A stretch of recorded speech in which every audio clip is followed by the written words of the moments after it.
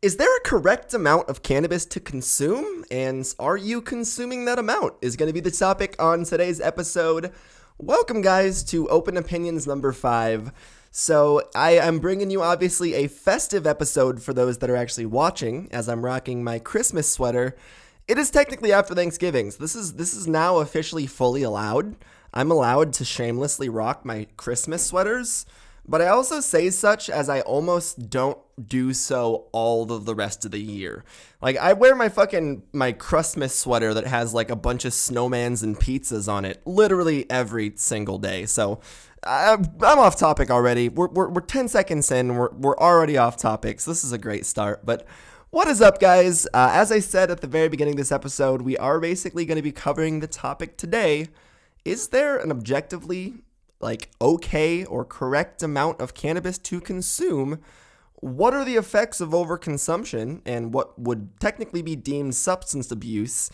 And is it different for everyone? Is basically what we're going to be covering today. So we have a lot of layers to peel off of this onion, obviously. And I was really struggling to come up with the topic today. So shouts out to Instagram again for actually helping me through live stream figure out exactly what to talk about today. But this is something I have kind of been covering a little bit over the past few weeks, and it's something that I think is a really important view to at least hold.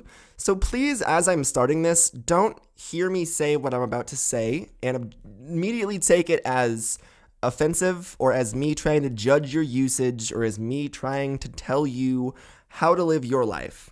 Please remember these are open opinions, and them being open opinions means that they might be something that you don't objectively share the same opinion on. You don't immediately have the exact same ideal.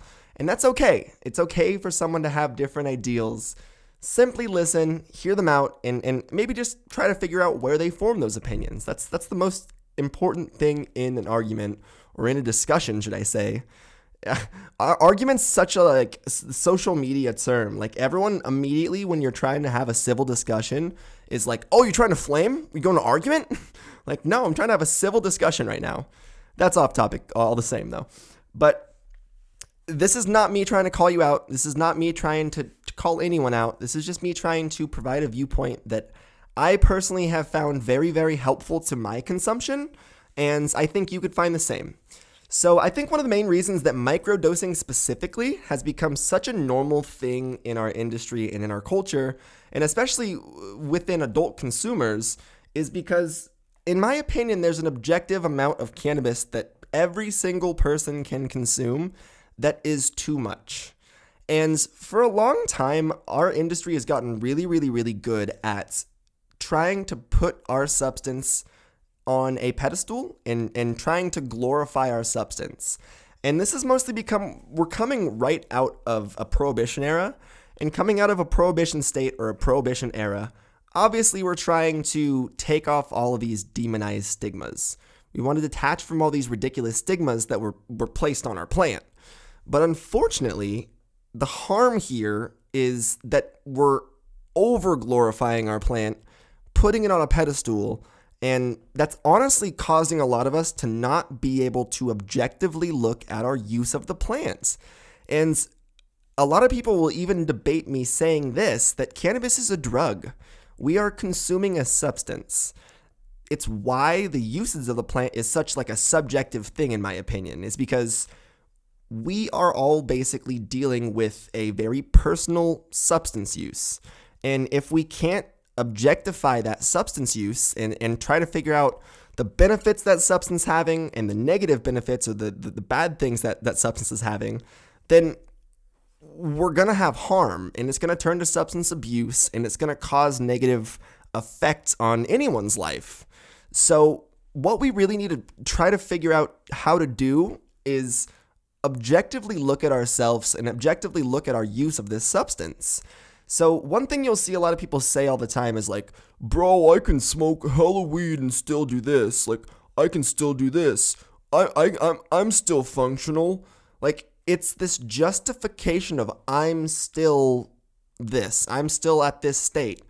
When realistically, it should never be that. Like, you shouldn't be still capable. It's not like you smoke a bunch of weed and you're like, I can still walk.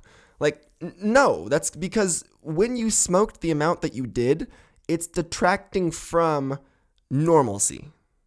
So realistically, using cannabis should be for, like, in my opinion, maybe 3 things. First off, medication being one of them.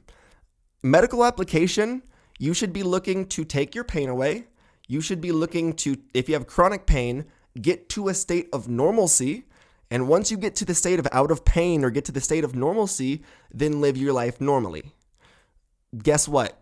In the same way that someone taking opiates can take an amount of opiate that probably just takes their pain away, and then someone can excessively consume that same opiate and get high off of it, same thing exists in cannabis. There is a state of no longer functional, no longer normal. There's a state of high, inebriated, legitimately too high to be at a state of normalcy. And that's occasionally okay. I'm not saying that it's not okay to get intoxicated. Like, I'm one that does think it's okay to have some drinks with friends occasionally. Like, you're allowed to smoke weed recreationally. That's entirely okay. But when you start disguising medical use of the plant as excessive consumption, or when you start disguising excessive consumption as medical use, should I say, that's when the problem arises. Because 1, it represents medical use wrong, and 2, you're simply justifying excessive drug use as a medical thing in the same way that a lot of opiate users do. And people really don't like to hear stuff like this because it is a very objective viewpoint and standpoint. And other like ways that you can use this, you can obviously use it recreationally. So 1 was medically, 2 is recreationally. When you're recreationally using the plant, in the same thing, you can recreationally go have a few drinks, but when someone wakes up in the morning and hits the bottle, we call them an alcoholic. There's functional alcoholics, and then there's alcoholics that are obviously unfunctional, and that's like the state of like super fucked up. The same thing exists in cannabis. There's functional stoners, and that's what so many people in our community really try to play up and be a part of. And honestly, I was a part of that for a long time. I 100% fit directly into that category of someone that was dabbing grams and grams of oil a day, being like, I have a job still. I can still do this. But I wasn't utilizing every hour of my day. I was objectively getting too high to live my normal life. And like I'm saying, I at that time was making like 1 or 2 YouTube videos a day. I was making content. But if I was like trying to interact at like an office job or do a job that required 100% concentration and like effort and mental capacity, I would be lying to myself if I was saying 2, 3, 4 dabs in, I would be able to go perform that. Could I perform it? Yes. Can I perform things extremely high? Yeah, obviously. It's not like I'm drunk where I literally just get so sloppy that I can't perform something. It's also not like you're on Xanax where you're slurry and like blacked out. But am I at my peak performance? No. And adult consumption is really what this kind of honestly is. You start to kind of end up realizing that cannabis consumption doesn't need to be all the fucking time as much as possible. You can use it as something that's a benefit to your life. Like, oh, I woke up this morning not feeling good. I woke up nauseous. I'm going to take a hit, maybe 2. If I'm feeling good at that point, I'm going to stop. And then I'm going to go about my day, get my shit done, try to live life normally until I'm either in pain again, I'm hurting, and I'm like, okay, I got to take another rip. Or until I'm good for the rest of the night. Like, you don't always just have to keep smoking. And like, I know that hurts to hear because it's fun to smoke a fuck ton of weed. It's fun to get an eighth and smoke it in a night. And that's okay. Like, Friday night, after you had a full productive work week with your friends, buy a fucking eighth with your 6-pack and consume all of them. Like, technically that's irresponsible consumption. That's your prerogative. Don't get me wrong. But in the same way that someone who's constantly drinking, and then it starts to affect their actual life, the same thing can happen with cannabis. You can self-medicate or use this substance to the point of it having a negative impact, maybe without you even realizing, because there is a level of detachment in consistent, constant cannabis use. And it's really hard to objectively take a step back when you're consistently, constantly getting high. But it's also why there's a lot of help in tolerance breaks. It's also why there's a lot of help in just being able to say, this is a substance. We have to be very responsible as adults with how we consume it. So getting into the amount. What is the amount? What's the amount that you're supposed to consume? Is there a specific amount that we should consume? Do we know the amount? No. We have no fucking clue what the specific amount for every person is. And that plays into a lot of different things, mostly being tolerance. And tolerance makes it so, for me, what 2, 3, 4 hits or a couple of dabs is not what 2, 3, 4 hits or a couple of dabs is for you. Like, those are two very different things. So it's really hard for me to be like, okay, you should only be smoking 2 dabs a day. You should only be taking X amount a day. Because also people are treating for so many different things that it's really hard to, like I said, put an amount on it. And also we go into dosing. There's so many different methods you could be using, like dab rigs. You could be using bongs, pipes, edibles. There's no real easy way for me to tell you what the amount you should be consuming is. That's when we go into being able to self-check yourself. When your consumption starts affecting relationships with friends, with family, with anyone around you, even if that's your parents. Let's say you're like a 14, 15, 16, 17-year-old kid, maybe if you're in your 20s, I don't know. Kids live with their parents until like their 30s nowadays. So if you're still living with your parents and your parents are like vehemently opposed to your cannabis consumption, they don't like you smoking, you have to respect that. Because unfortunately, by continuing to disrespect that, it's actually really, really, really harmful to our culture. And it's skewing their view of 1, your trust, 2, your responsibility, and 3, cannabis in a whole. As you're basically telling them, I'm going to choose this drug over you. I'm going to choose not to be a responsible adult. I'm not using, my thought process here. And like, trust me, I get that not everyone has great relationships with their family. So there's levels to this. But if you have a pretty decent relationship with your parents and that's the one thing they oppose is your cannabis use, you have to respect that. And I'm not saying you don't have to, like, don't smoke weed, but do it in a respectful way. Do it outside. Do it like, take a walk around the block. Just go on a quick walk and go find a woodsy place or something to step in, smoke, and come back. Like, just find ways to specifically, obviously, be respectful because it's harmful, creating that like bad dynamic.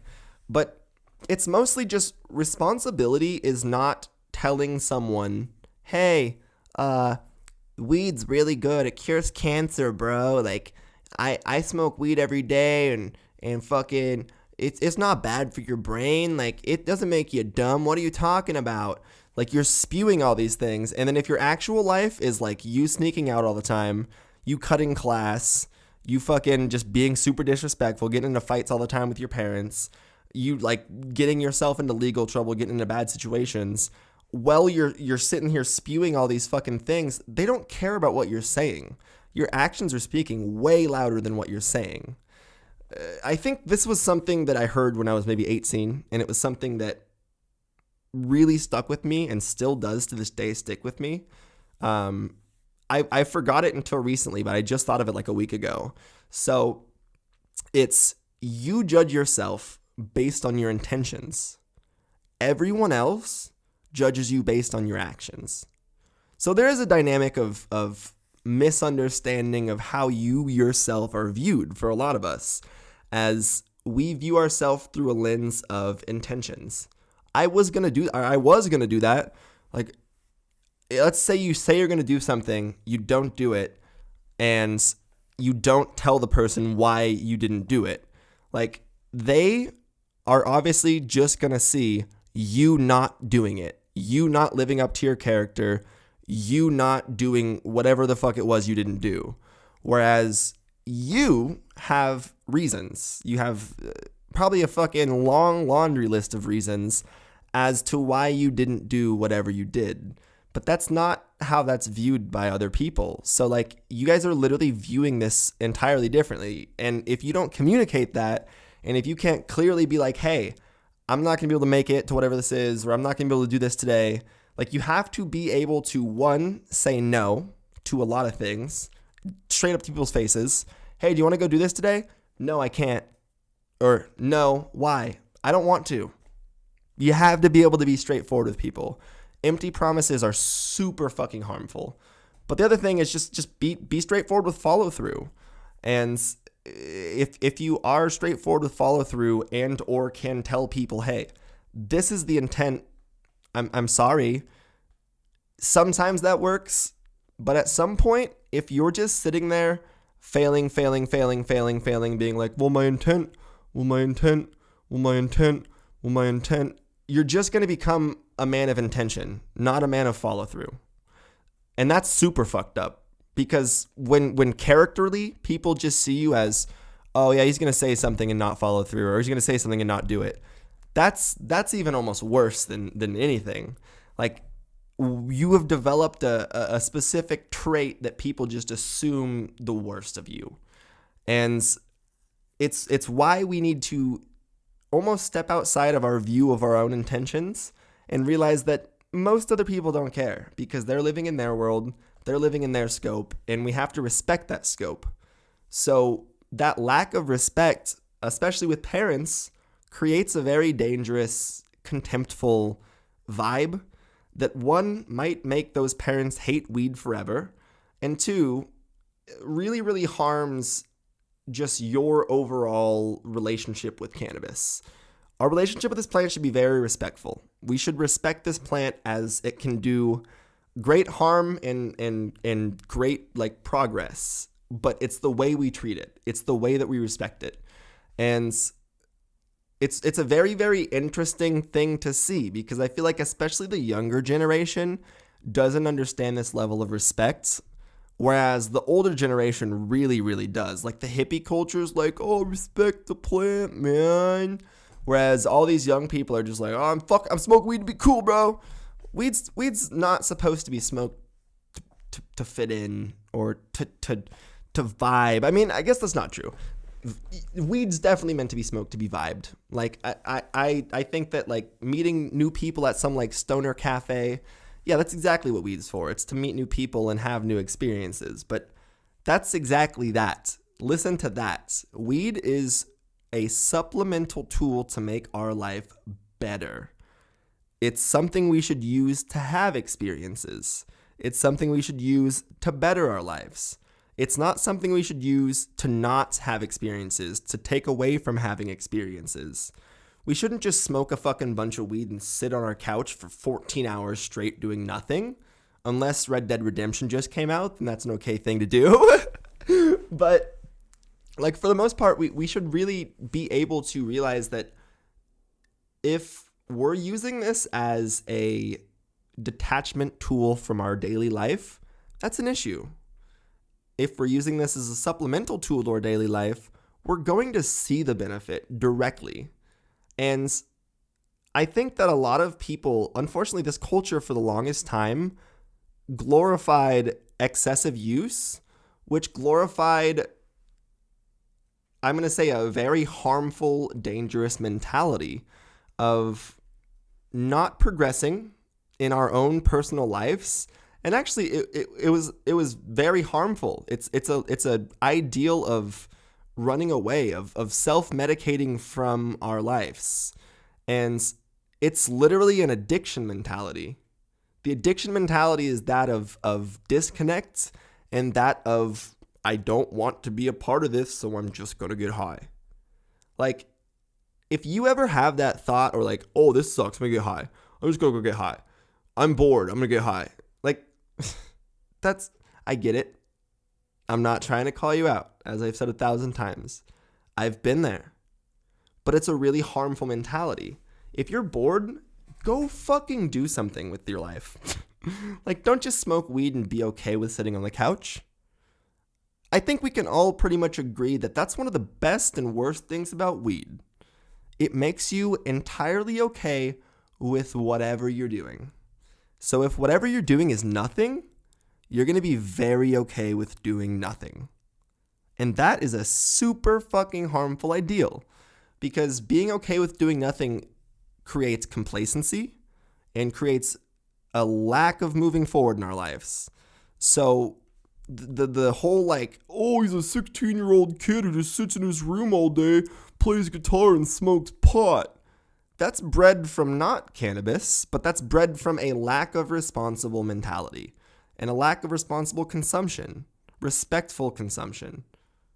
So what I'm trying to say overall is we do need to breed a more healthy mentality of consumption. I'm not saying you can't take a ginormous dab at night. I'm not saying you can't occasionally get super high and do nothing all day. We all need that for self-help occasionally. Like, sometimes, honestly, that is the best possible day. It's a Saturday. You had a long day of work. All your work's done for the week, and you just fucking sit inside and chill for the day. That's plenty okay to do. But when that's your life every day, every time, no matter what, no matter the situation, that's when it becomes harmful. Because we need to see the world. We need to go outside and go on a hike. We need to go experience situations. Like, it's especially harmful because we all know that there's been times that we've had opportunities to go do something, but we just ended up like buying a fucking eighth or buying up a gram of oil and fucking like sitting in the house. And you'd be like, oh, I don't have any money. I can't go out this week. Dude, you just spent $40 on oil. What the fuck do you mean you don't have any money? No, you just spent your money. So, my bad about that, guys. I had my camera died again. I really have to figure out what I'm going to do about this camera situation. I think my camera literally automatically dies at the 20-minute mark, the 29-minute mark every single time. So, basically the 30-minute mark. So, at some point, I'm probably just going to have to invest in like a camera that doesn't do doesn't do that. Nonetheless, here's a little bit of bong porn for you audio listeners, as I'm gonna take myself a small little bubble hash dab here at like a super low temp. So cheers. Oh shit, I have a carb cap. We're good.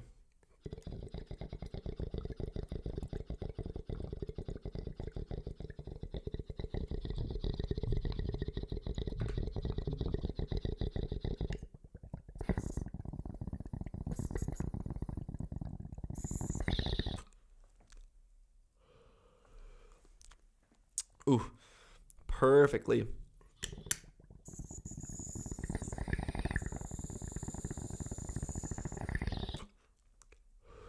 Ooh, so tasty. So that was a bubble hash dab. And I've been taking bubble hash dabs super low and slow. Like, actually, way, way, way lower than I normally do. I've been a huge fan of the bubble hash lately. Also, it's a good way to microdose. Like, it's a practical way to, like I was talking about earlier, responsibly consume. So another thing I was going to address is, as most of you might have heard, I don't know if you were able to hear that. You might have been able to hear that. But viewers probably just saw I was doing a little bit of Q-tipping there. And I was actually personally not someone for the longest time that Q-tipped any of my nails. I was like, just bring me to Chaz City. It's not that big of a deal. Who the absolute fuck cares? I'm not going to have Q-tips for my bongs. Now I'm sitting next to a jar of Q-tips. Like, actually, hold on. There was some validity behind this. So I honestly just thought for so long that it was entirely unnecessary. I didn't understand it. It didn't make sense to me. I was like, why the fuck is everyone just like randomly throwing their like fucking Q-tips in their bag? Like, why is everyone throwing Q-tips in their bangers after they're done? Why are people doing this? This is weird. And I thought it was like I want to keep my protected quave. I spent too much money on this. I want to make sure to keep it like clean. And then I started to realize it's actually more of a functional purpose. So the reason that I was so against it for so long was because I thought it was purely physical. I thought it was just like, oh, check out my fucking sick, clean quave nail that I spent far too much money on. But now I'm starting to realize that for the sake of actual, one, taste, and then two, function, it's really, really, really important to keep these actually swabbed. So since I have actually been keeping my nail consistently swabbed, I'm getting way, way, way better dabs because they're, first off, way more flavorful. I'm not tasting my last 10 hits. Two, I feel like my nails are functioning better because they have like a flat surface that's clean to actually like work with, opposed to a chazzed up, porous, like dirty surface that oil's not cleanly running over. Especially when we're talking about carb capping. Carb capping is essentially putting something over the top, diffusing and directing heat. So with a fucking super chazzed banger, like, you're directing heat in ways that aren't functional to a carb cap. Like, it doesn't make sense to the actual function of a cap. So if you actually want your nail to function better, not just look better, start Q-tipping. Q-tips are super cheap. They'll first off make your nails last longer. Like, I don't use heady nails. I understand the market. I understand the purpose. And a lot of people don't. They're like, why the fuck would I spend so much money on something stupid like that? Like, no, they really do work better, genuinely. Like, the way that a nail that's designed aerodynamically perfectly and is supposed to work how it's supposed to work, it's going to work way better than it actually, you get some random, like, China nail or some nail from, I shouldn't say China nail. Basically, all quartz, this is just a heads up, all quartz is either, I believe, American, China, or Russia. And I don't even think America really has any good sources of quartz. It's mostly Russian or Chinese for the most part. Like, those are the two really big sources, like, suppliers. India doesn't really even source much quartz. But what was I saying? Oh, China quartz. It's not like the quartz is like dangerous. It's not like the quartz is unhealthy. Some of it might be, but it's mostly just the fact that there was no aerodynamic ideal put into the design. So when you put a cap over it, it's not going to function as well as like an American artist that actually designed a nail, 3D designed a nail for the function that it's supposed to have. But they're all overpriced. It's the same way I feel about heady rigs. Like, yeah, it's really cool art. It's a really hard thing to make. It's a really cool thing to have. But I'm not going to buy one because it's fucking ridiculously expensive. It's like buying a Supreme t-shirt. Actually, that's a terrible comparison. I cannot compare heady glass actual art to someone deciding they're going to market to a bunch of stupid teenagers. I'm sorry if you like Supreme, but why? Like, what? In the words of Chris D'Elia, that's a very Cuda move, man. Looking kind of Cuda doing that. Like, it's the same thing as any other streetwear brand. And honestly, they're not creative in their designs. When I'm looking at designs of clothing, I'm looking at the designs, not like the brand name. So, like, I would much rather buy a super fucking cool, like, print or cool design that I can match with something than a box tee that just has a single minimalist logo in it. And I'm a minimalist person. This got super rambly. Okay, so I was covering consumption. Second thing I was going to cover was Q-tips. What was the last thing? There was one more thing that Instagram wanted me to cover. Oh, CHS. Cannabis hypermesis syndrome. So CHS is something I have made a couple of videos on. And it's something that I have a little bit of a different opinion on than I think most people. As most people are like, oh yeah, CHS, it's this. I don't know what causes it. I don't think anyone knows what causes it. And if they say they do, they're probably wrong, even if they say so confidently. Unless they can give you like many sources, scientific sources, preferably peer research sources, they're just guessing. It's a hypothesis. So here's my hypothesis. I definitely know that it's not neem oil. A lot of people will tell you that CHS is from neem oil. Hold on, I'm getting ahead of myself. Cannabis hypermesis syndrome, if you guys don't know what CHS is, so it's basically a thing that a lot of doctors are finding, and I'm pretty sure they're diagnosing like in numerous cases in every single state. But it's a disease or a not really a disease, but it's the symptoms are basically celiac vomiting. You're vomiting profusely. You're super nauseous all the time. You're cramping, like your stomach's hurting. Almost kind of sounds like it's like half of the symptoms of gastroparesis, except none of the like psychological ones. But they actual cannabis hyperemesis syndrome, intense anxiety is also like included within it. And a lot of the times people are saying the only way they find relief is through baths or showers. So they'll just like shower all day long constantly, which is really odd. And they're basically saying, doctors, that this is from an excess of cannabinoids. They think that it's all cases of people consuming excess cannabis or their body rejecting cannabis in some way. And I think that's honestly, in my opinion, and my hypothesis is that's exactly all it is some people's endocannabinoid system at some point. I think we should just call this cannabinoid toxicity because I think it's just it's excessive, exacerbated cannabis consumption. And it's more like THC overload because I think it's just your endocannabinoid system basically being flooded with THC, being flooded with an excess of cannabinoids, and this is how your body reacts. Because I don't think your body knows how to react in any other way. It's just vomiting and it's like very confused. And once you stop consuming, it goes away. So basically, how to get rid of cannabis hyperemesis if you feel like you're going through the symptoms is stop consuming cannabis and eat healthy. Hydrate, because you're probably pretty dehydrated from all the puking. But this is the other thing I'm going to say. I think a lot of people are like, oh, it's pesticides, it's PGRs, this is that, it's this, it's nutrients, it's... everyone has their idea as to what's causing cannabis hyperemesis. Here's what I'm going to say. It's probably people that are not eating healthily, are not living healthily, and are smoking cannabis excessively. I think it's also it's in 50% of it's a mental condition, in my opinion. I think that it's in some way psychological.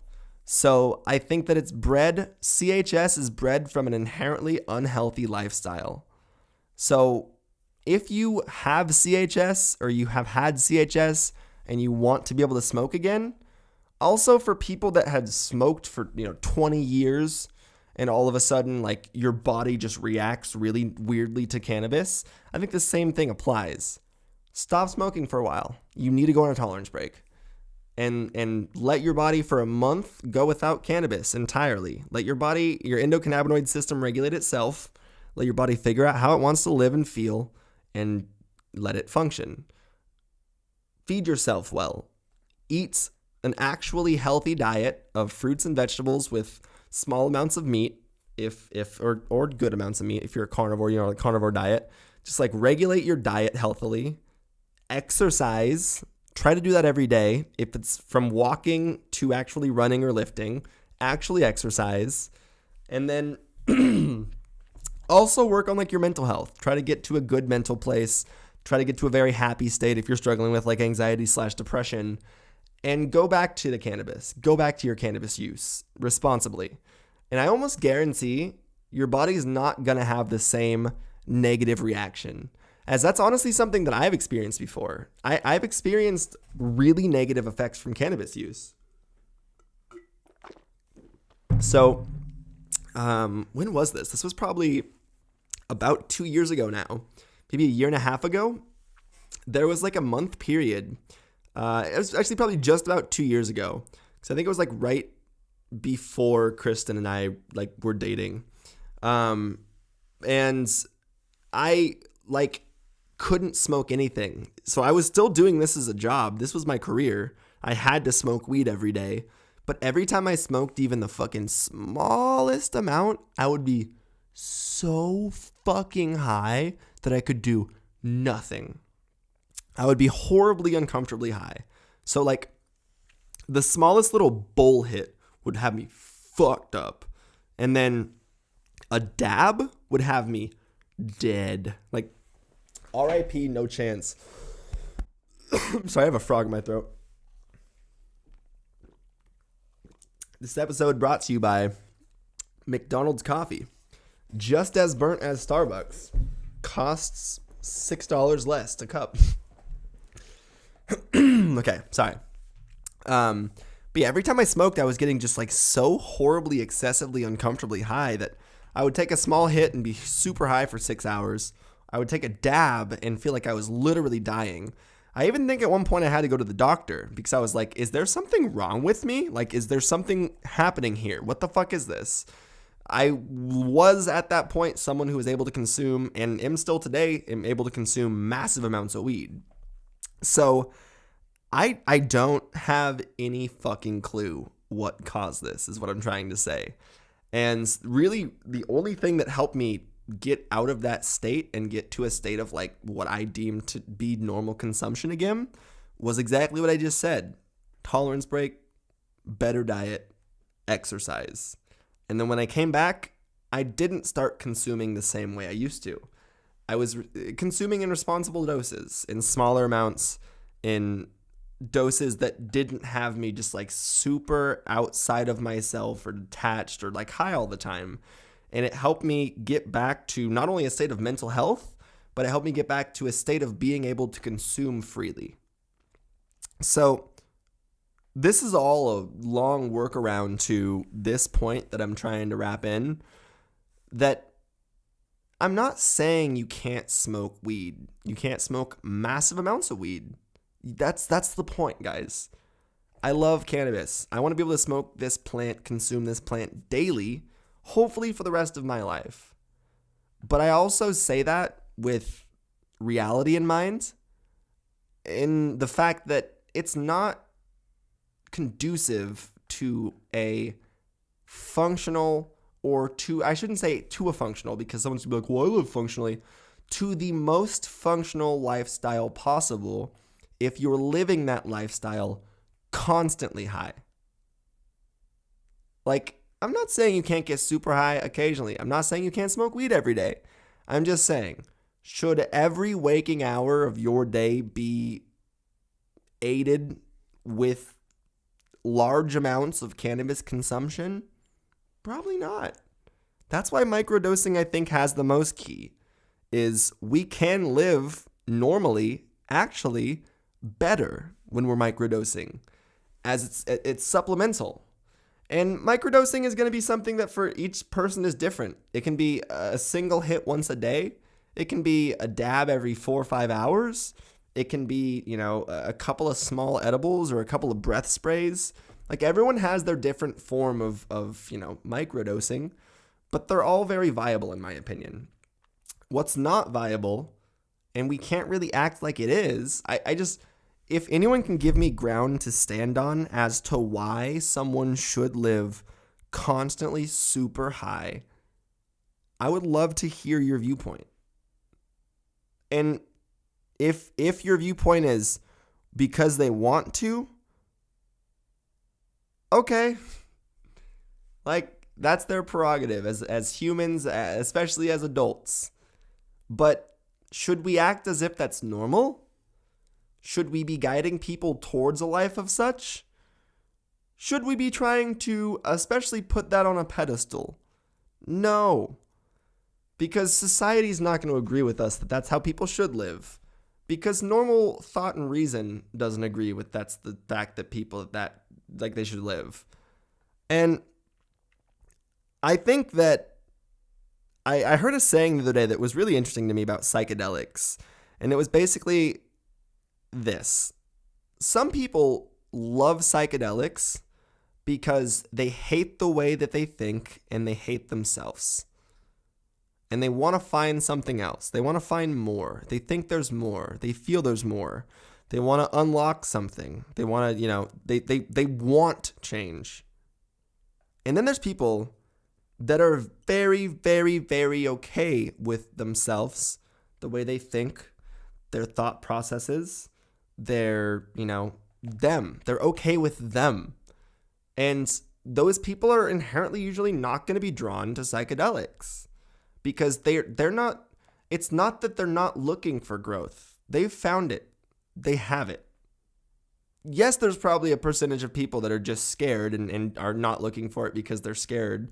But there's a large percentage of people who don't look to psychedelics as it's not needed. And cannabis, especially massive amounts of cannabis consumption, can in some ways be the same. Like, is there people that do need mass amounts of cannabis all the time? Yeah, they're probably terminally ill. But do you need to be smoking 2 grams of oil a day? No, probably not. Can you? Yeah. Can I? Sure. But the difference between can and should is one that, is inherently, I guess, a personal belief debate. But I also think it's the fact that because our community is rooted in this like hippie culture, in this distrust of the system, man. Fuck the system, man. People don't like this ideal of us growing up and coming to, the rest of society's side. Like, guys, it's not 1990 anymore. We don't have to be the rebel. We don't have to be the outsider. We don't have to be the person that's viewed as like the anarchist or whatever the fuck. Like, we can actually be viewed with respect and trust by society. We can be viewed as humans. So a lot of our culture was changing the view of what people thought of us. And that was StrainCentral Part 1 from 2013 to 2018. That's what my goal was changing the view of how people viewed cannabis. Guess what? I didn't do that. I had a small corner of an edge of a part of that. But that has come to fruition. That's here. That's upon us. Weed's mainstream as fuck. Like, Vice and every news, CNN, fucking... Think of something. Have they covered weed in the last year? Yes. This shit's normalcy. We are in the spotlight. We are there. People are looking at us. We are interacting with society. And what we're proving by continuing not to grow, but to just keep living in this world of 420, man, weed's great, bro. Like, we're now getting kind of left in the dust because people are losing respect for this image, for what we've done, for how far we've gone. So what we need to do is mature. And what 2018 moving forward is for StrainCentral is showing people that it's action. It's not just saying it. There's more to this story.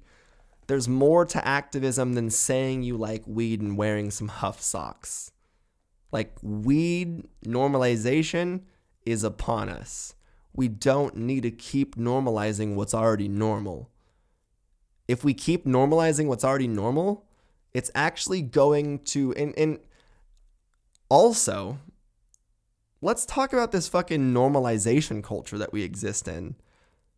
Excessively consuming is not normalizing. That's not normal use. Like, you might deem that normal, but it's because you're not objectively looking at your consumption. If you objectively look at consumption, that's not normal, healthy use. For most of what people are claiming and deeming as normal use is not normal. So by showing brand new consumers, by showing all these new states that are legalizing recreationally and medically, that this is normal use, taking gram dabs and fucking doing 6 hits in a row, like, yes, I'm guilty of perpetuating such, but I also preface it with stuff like this, that this is not normal. Like, we need to actually normalize, not hide your substance use around this guise of normalization. Excessively consuming cannabis under the guise of normalization is ridiculous. New consumers come in, They see what you deem to be normalized use, and all of a sudden that's how they consume the plant, excessively and wrong. So just because you personally think that you can consume crazy amounts of weed doesn't mean that everyone can. And it might not be affecting you personally. It might not be, ruining your life. But because you just perpetuated this normalized standard of huge excessive consumption, this random person who's definitely not capable of excessively consuming is the only one who has negative effect. It's not being able to objectify, it's not being responsible, it's not being a lot of things that people are failing to really easily be able to grasp. And it does make me extremely, extremely happy and extremely proud that I have a community of people that support me that can. And I'm not saying this in a cheesy way or in like a rallying way or anything, but we really genuinely are going to have a part of changing cannabis culture again. And I say again because all of you had a part in it before. Just as not, if not much more than me. Like supporting this channel, being a part of StrainCentral, being a part of this audience, being a part of what we're currently trying to progress down the track of is like being on the correct side of history. Like there is a really cool culture that is here and in front of us, but there's going to be a divide over the next 10 years in cannabis. And I'm just going to be straightforward about this. I'm pretty confident about this. There's going to be a direct divide between adult consumers and this stoner community. And there's going to be events and stuff focused and catered to exactly both, but it's already kind of in front of us. Like we have this like heady boy, like 16-year-old, fucking 16 to 21-year-old wearing backwards snapback hats with pens all over them at I meant the sesh.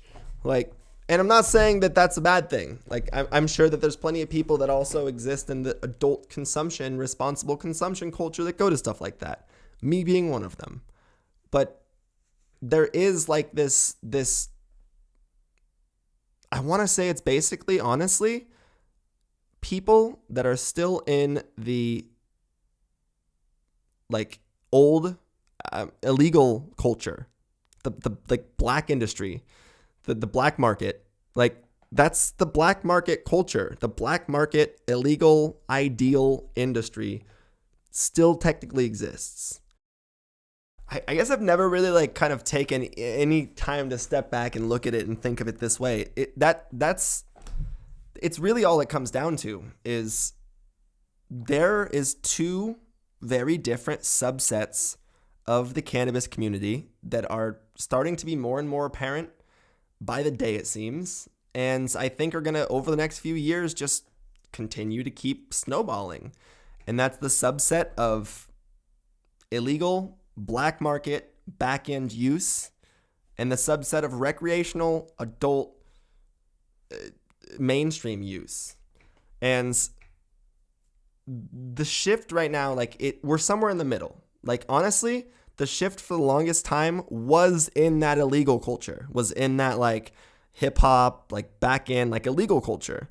And now, since we are shifting to 33 medically legal states and almost 11, did New Jersey, can someone tell me in the comments if New Jersey legalized? I'm not 100% sure on that.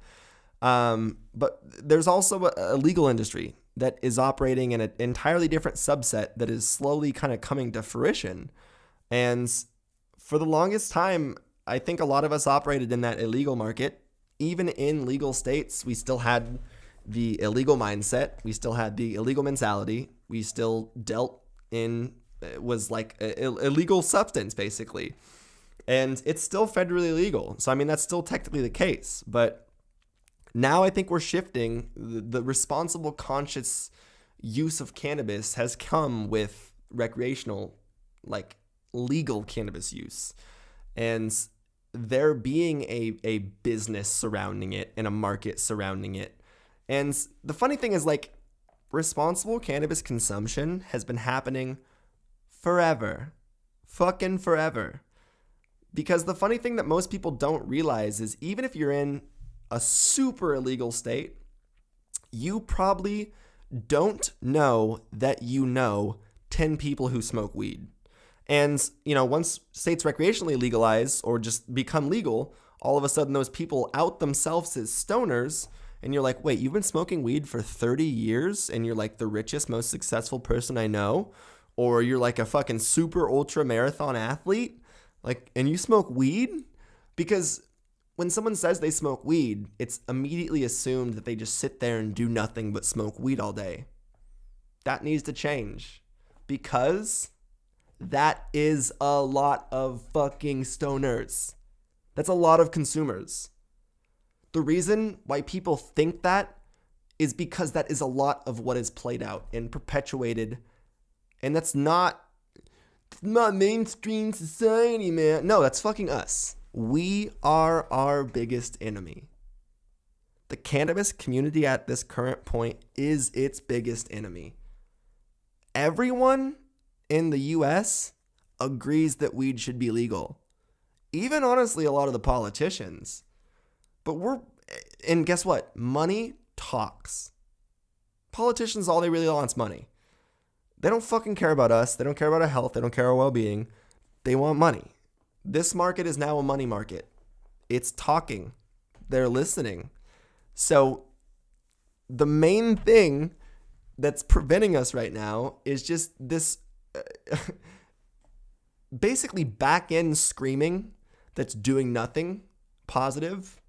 And this, and what I say by that is we right now, for some reason, don't understand how to actually, we're probably too high, how to actually lobby or work with, divisions that are going to help us, work with lobbying groups even, work with anyone that's going to help us actually change regulations in the state law. Until our senator drafts a bill or 3 really, really, really driven smart consumers get together and decide that they actually want to genuinely make change, that's the only time that we're getting legislation being drafted and we're actually seeing things being presented and we're seeing change. There's a reason we have 33 legal states and 10 that are actually right now recreationally legal. It's because people, I'm going to tell you what it's not from. It's not from people being like, weed should be legal, man. Guess what it's also not from? It's not from people smoking in the fucking middle of the mall. It's not from people smoking in other people's faces. 9 out of 10 stoners will tell you actively they hate the smell of cigarette smoke and then blow their fucking weed smoke in a cigarette smoker's face. Or just not be consciously aware. They expect expectations that they're not upholding.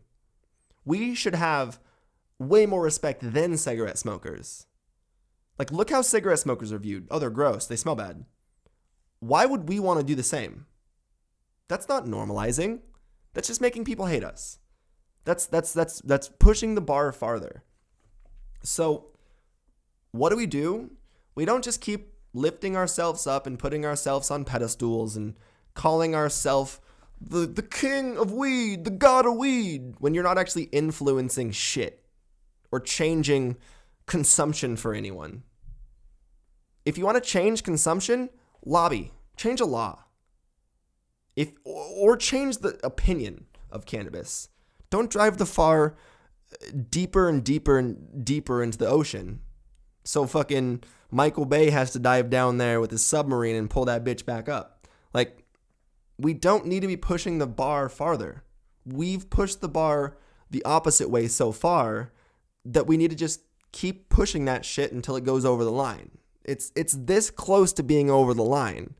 But right now, there's not a lot of noise, legal noise, within our community. Obviously with midterms, we saw a couple of states come up, but that's 3 out of the remaining 20 almost. And then that's fucking 2 out of the remaining 40 states that actually recreationally legalize. We have a lot of work to do. We have a fuck ton of work to do. A lot of the current cannabis space, modern day influence space, is filled with ego and arrogance to the highest regard. And there's no respect for the people that pave the paths in this industry. And I am not talking about myself when I say that, because I had a small part in creating the weed video trend, but that's a very small part in that. And what I mean is there's this level of arrogance that people are like, yeah, I fucking deserve to be here. Why am I here? Because I'm the shit. No, we're all doing something that 20 years ago and still today, people are literally getting locked in a cage away from their families for the rest of their life for. This plant is still federally illegal. So for the last 60, 70 years, what I'm able to sit and do every day has been fraught and ridden with legal implication after legal implication after legal implication. It's been a fight every fucking day. So to sit and act like you're in a position that you should be able to do what you do, or that you're like hot shit, or that like you're better than someone else, or that you think that, especially in public, like the way I see outside consumption, if you're out in public smoking fucking, I'm smoking joints in public because I'm fucking dope, you're an asshole. Everyone around you doesn't like you. You're disregarding the personal boundaries and personal respect of all the humans around you. You have no fucking respect for anyone. Like, I'm sorry, but your consumption of whatever, your drug use is not more important than personal liberties, personal rights of other people. If someone walks out in public, they don't expect to be not even smelling weed sometimes. Like, do you get annoyed when you have to walk through a cloud of cigarette smoke because someone's standing outside a store when you walk in? I know I kind of do. It's not like an annoyance that I'm going to complain about, but I'm not happy when I have to walk through someone's fucking cloud of cigarette smoke. I'm like, that smelled awful. So realize that people feel that way about weed. Just because you think it's hot shit, think it's awesome, think weed's fucking cool, man. Like, yeah, weed's really cool, but not everyone thinks that. And not everyone wants to smell that. And you don't get to make the choice that other people get to fucking smell that shit. And yet again, this is why I was talking about there being a direct difference between an illegal community and a legal community. There is an illegal community that exists that doesn't give a fuck about anyone's personal liberties. They're like, oh, you have something? I'm going to take it.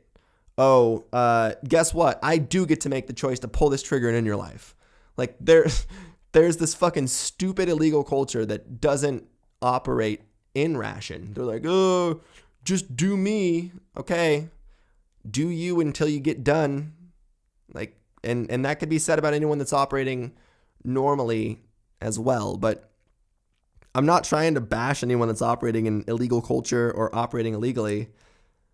You just can't blame the world when you get your dose. It's kind of how that works. Karma exists. Karma will come back around, and karma will bend you over that table and fuck you. It's not going to be fun when it does. So try to live with some compassion is my overall thought. Live with respect for other people, and you're going to get, hopefully close to the same afforded to you. And I think that it's really, really, really important for influencers to realize that the people that are watching us are not just numbers. That's what's the most frustrating to me today. So many people see their numbers, not their community that exists. They don't see their community full of people, every single one of you, they just see a number on the screen that's growing and growing and growing, and they want that number to grow quicker and quicker and quicker.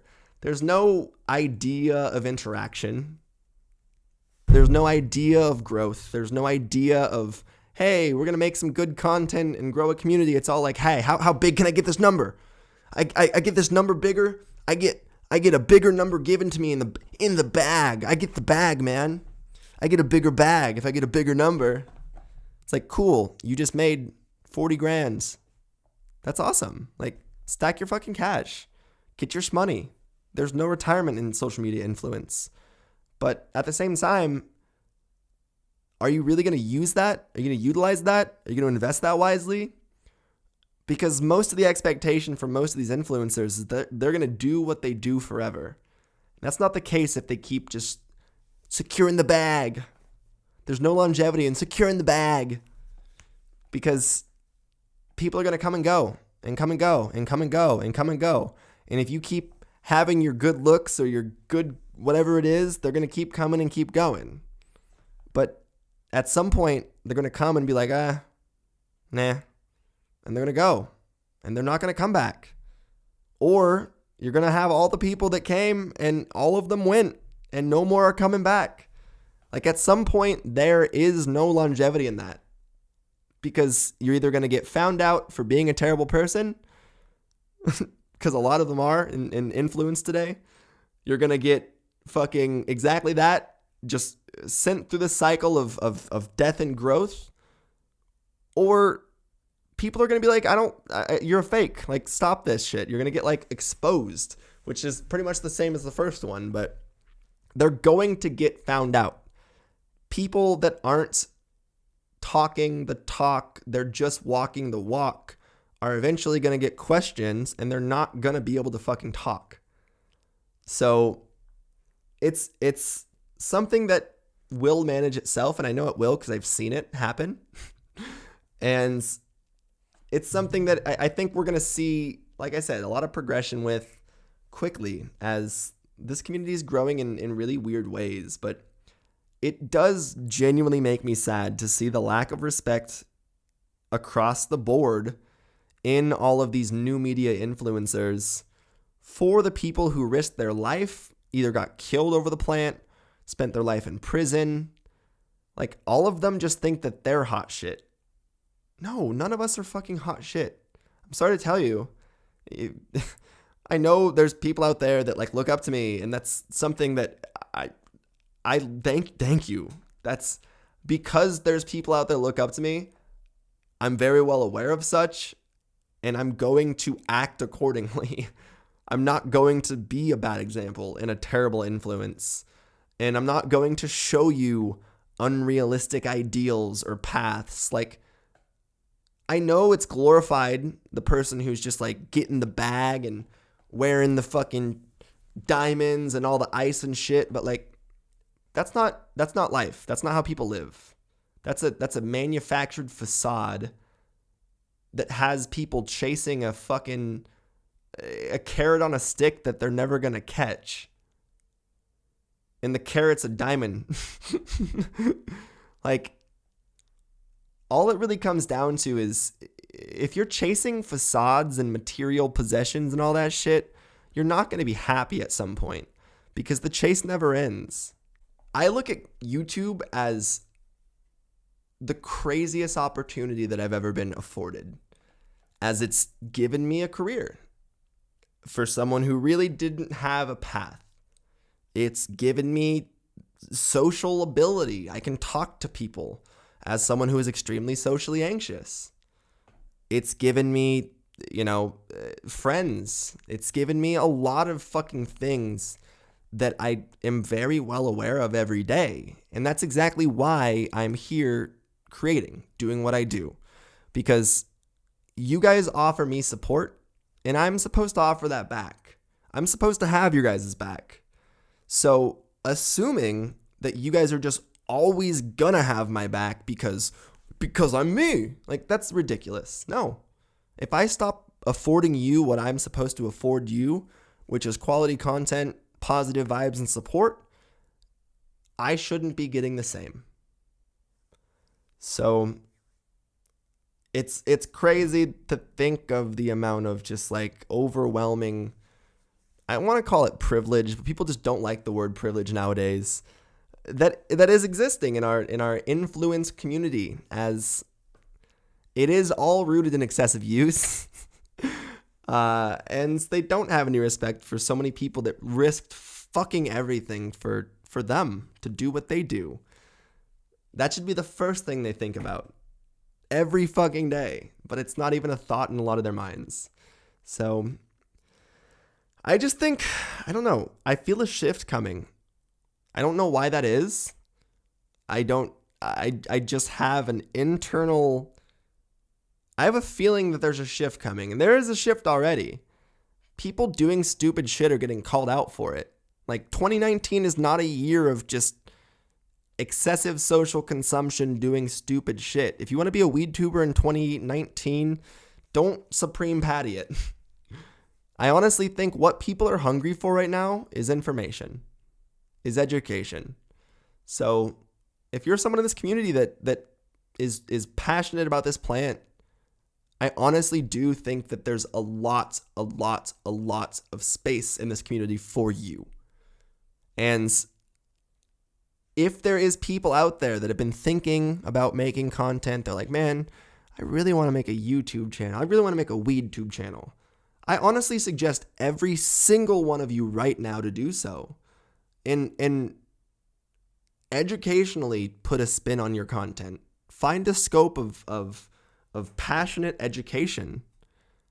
Because I can tell you this right now, like, if you're hungry to create and you're passionate to create, you're unstoppable.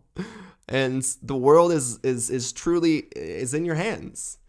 So there's also a lot of happiness in creation. There's a lot of mental clarity, a lot of mental positivity. There's a lot of good in creation.